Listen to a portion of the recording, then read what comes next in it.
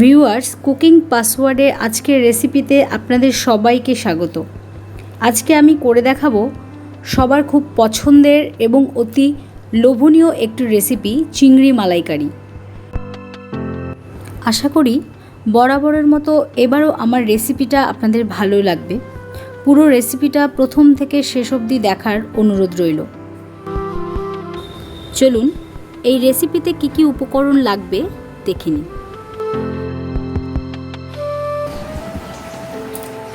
এখানে আমি 5টা বড় সাইজের চিংড়ি নিয়ে নিয়েছি। এখানে লাগছে আমার দুধ। আমি এটা নারকেলের দুধ পেস্ট করে বার করে নিয়েছি।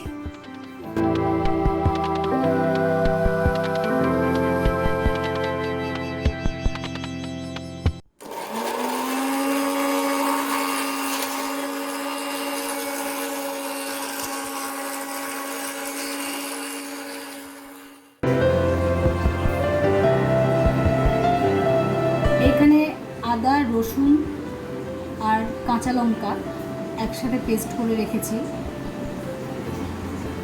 নুন লাগবে স্বাদ মতো।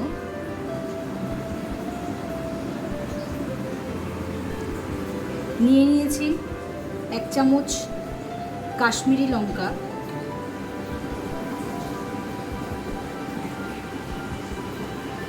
নিয়ে নিয়েছি 1 চামচ হলুদ গুঁড়ো, সামান্য চিনি আর এখানে আমি 2টো মিডিয়াম সাইজের পেঁয়াজ পেস্ট করে নিয়েছি। প্রথমে এই চিংড়িটাকে লবণ এবং একটু হলুদ দিয়ে মাখিয়ে নেব।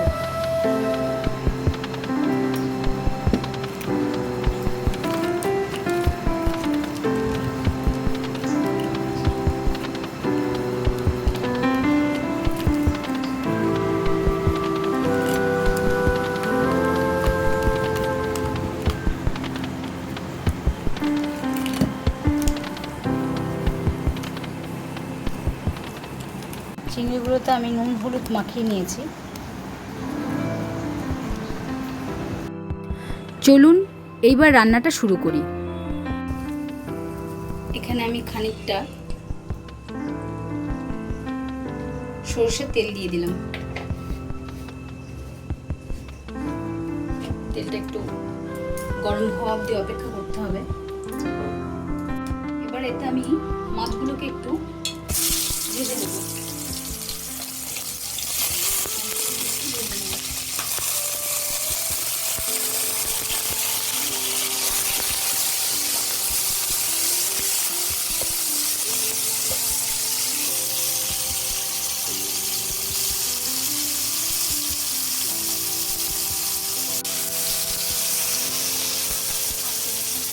এবার আমি মাছগুলোকে একটা প্লেটে তুলে নেব।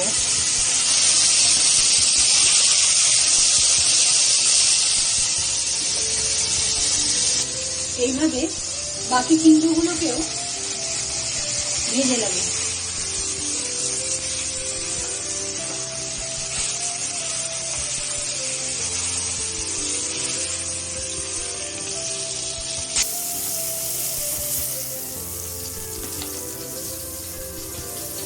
তেলটা আবার গরম হয়ে গেছে। এবার এতে আমি 2টো তেজপাতা, 2টো এলাচ, 2টো লবঙ্গ, একটু দারচিনি ভালো করে নাড়াচাড়া করে নেব। এতে গন্ধটা অনেক ভালো হয়। এবার এতে আমি দিয়ে দেব পেঁয়াজের পেস্ট।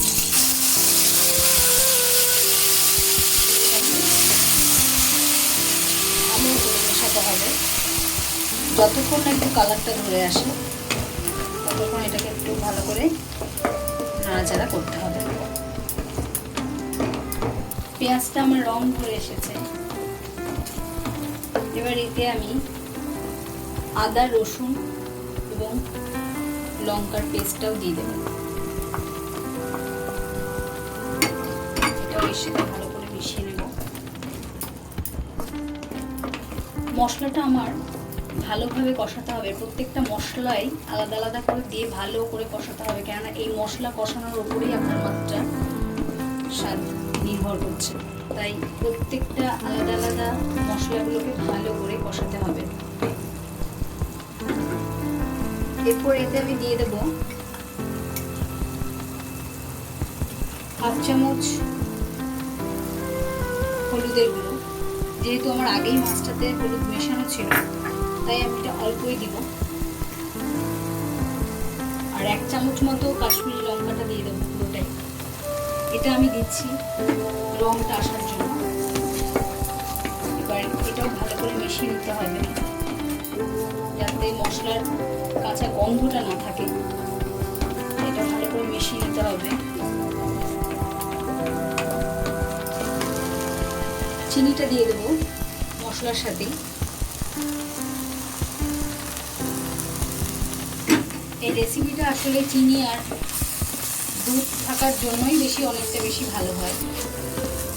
এমনিতেই এই রেসিপিটা একটু মিষ্টি মিষ্টি হয় খেতে। দেখুন আমার মশলাটা ভালো করেই মেশানো হয়ে গেছে। সামান্য নুন দিয়ে দেবো। মাছে নুন মেশানো হয়েছিল, তাই আমি সামান্য নুন মিশিয়ে দেব। এটাও মশলার সাথে ভালো করে কষিয়ে নেব। দেখুন মশলাটা যদি মনে করেন এরকম একটু নিচের দিকে একটু লেগে যাচ্ছে, তবে একটু জল দিয়ে দিয়ে ভালো করে এটাকে মেশাবেন আপনারা। আমি এতে 1 কাপ পরিমাণ জল দিয়ে দিচ্ছি। দিয়ে ভালো করে মশলার সাথে মিশিয়ে দেব। মশলাটা আমার ভালোভাবেই কষানো হয়ে গেছে জলের সাথে। এবার আমি এতে দিয়ে দেব নারকেলের দুধটা।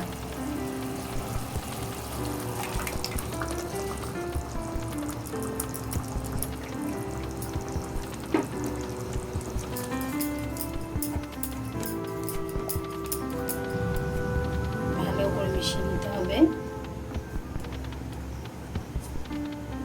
এবার আমরা এটাকে ঢাকা দিয়ে রাখবো। 5-6 মিনিট মতো এটাকে আমরা ঢাকা দিয়ে রাখবো। 5-6 মিনিট পর দেখুন গ্রেভিটা তৈরি হয়ে গেল। এবার এতে আমি মাছগুলোকে সাজিয়ে দেব।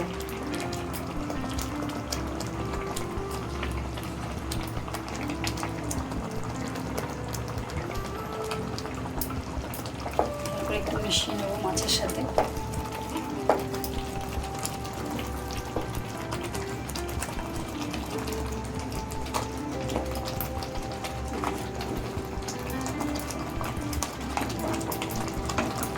একটু ঘি ছড়িয়ে দেবেন, এতে করে গন্ধটা অনেক বেশি ভালো হয়। এটা ইচ্ছা হলে আপনারা দেবেন, আর দিতে ইচ্ছা না করলে না দিলেও হবে। এটা দিলে গন্ধটা অনেক ভালো হয়। তাই রেডি হয়ে গেল আমাদের চিংড়ির মালাইকারি।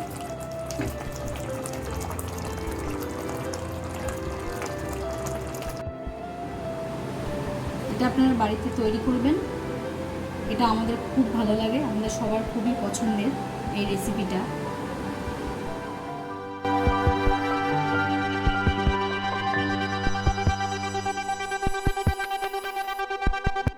তো বন্ধুরা, আমার এই রেসিপিটা আপনাদের কেমন লাগলো সেটা আমাকে কমেন্ট বক্সে কমেন্ট করে জানাবেন। আর আমার এই রেসিপিটা দেখার জন্য আপনাদের সবাইকে অসংখ্য ধন্যবাদ।